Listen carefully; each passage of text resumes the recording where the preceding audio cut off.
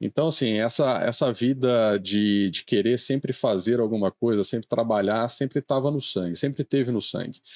E assim, dando um pouquinho de pulo, né, saindo dos 14 anos, que é as primeiras experiências profissionais, e indo já para uma situação já um pouco mais profissional, eu comecei na Caixa como atendente, então trabalhando ali no Posso Te Ajudar e aquela coisa toda. Ali que a E coisa começa. ali que a coisa começa e assim, e começa com o primeiro contato ao público, né? Sim, Então, assim, aquilo ali você tinha que ser simpático com pessoas, às vezes, um pouco menos desinformada, né? esclarecido, né? Menos esclarecida, e aí tinha que fazer toda aquela tradução daquilo que de repente ele te trazia como uma única palavra.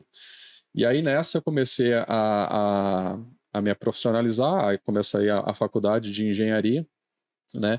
Foi uma escolha muito certeira, né, no meu ponto de vista, porque além de ser uma engenharia muito ampla, que é a engenharia de produção, eu consegui circular em alguns mercados, em alguns cenários, né, algumas funções que me deram não só um aprendizado técnico, mas também um aprendizado muito mais estratégico para eu conseguir hoje, né, construir a minha empresa. Então, dali, da Caixa, eu fui para a Johnson Controls. Então, na Johnson, comecei como estagiário, então eu fazia um link entre a teoria com a prática, então isso ajudou bastante, porque Sim. assim, a engenharia de produção ela é toda pautada, né, ou é boa parte pautada no sistema Toyota de produção, melhoria contínua, gestão de processos e aquela coisa toda.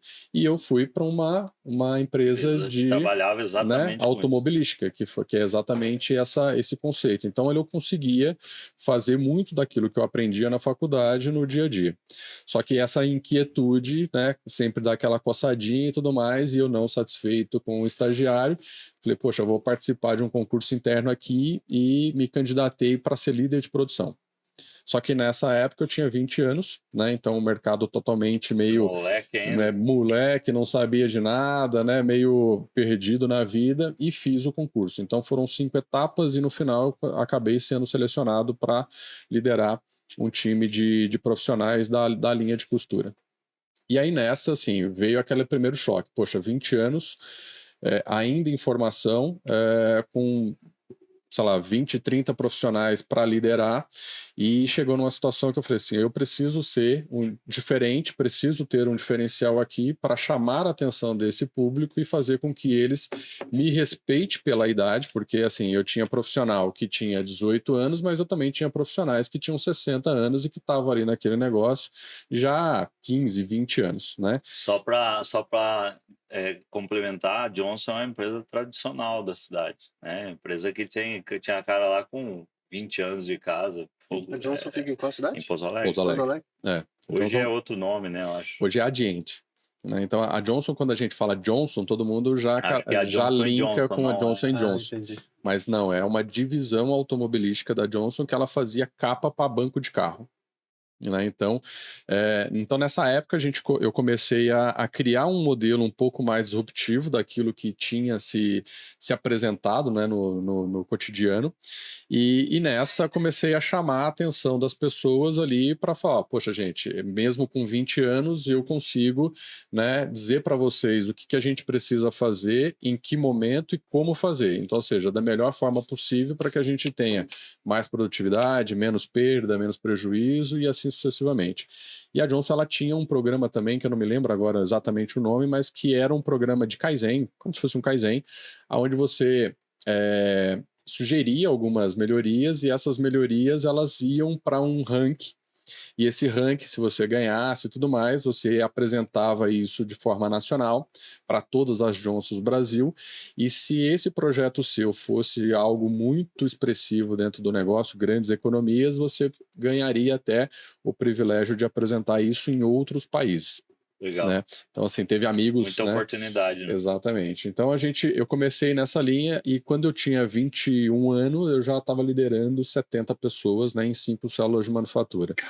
Então foi um cenário assim que você fala, poxa vida, né, que evolução em pouco tempo, mas assim, sempre muito pautado na questão da humildade, na questão do relacionamento, né, interpessoal, nunca passando por cima de ninguém, e sempre uma coisa que desde esse início eu sempre entendi que era o seguinte: esse pessoal que está no dia a dia do negócio são as pessoas que têm as melhores ideias, que podem contribuir com o cenário e que podem fazer com que É as o cara coisas que tá aconteçam. vivendo a coisa, né? É o cara que está vivendo, é o cara que entende a dor, é o cara que está ali na dificuldade, é o cara que fura o dedo, né, quando a máquina não tem um Pokayoke, e assim sucessivamente. O Pokayoke. que é Pokayoke? Pokayoke é um sistema vamos falar assim, é um sistema anti-falha, né?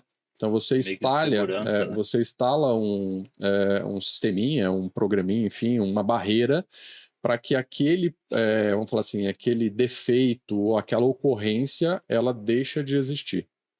Então esse é Entendi. uma das ferramentas Prevenção, né? da linha do sistema Toyota de produção. Aí tem Ishikawa e por aí daí vai, todas essas Dá um palavrinhas. podcast só. Exatamente.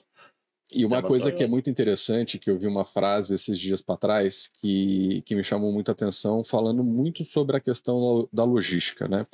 E eu acho que me remete a um pouco do que eu falei agora, que assim, logística não são caixas, Sim. logística é pessoa. Né? Então, vai ter um momento aqui que eu vou falar um pouquinho sobre esse tema e que eu acho que faz muito essa diferença, né? Pensar dessa forma. Então, assim, passando, né, pela Johnson, saí da Johnson com o seguinte recado: falei assim, Diogo, eu estou desligando você porque você tem o melhor currículo, você está mais bem preparado.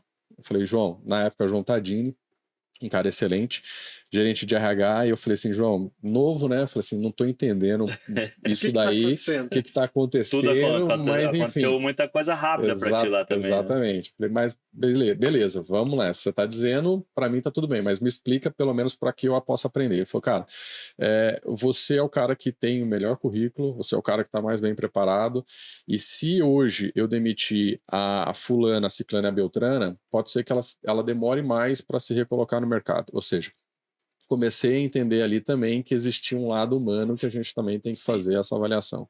E, né, dito e feito, né, acabei saindo da Johnson, não me lembro exatamente o mês, mas no mês, 2 meses depois, eu já estava recontratado na prática, e na prática eu fiquei pelo menos para mais um ano.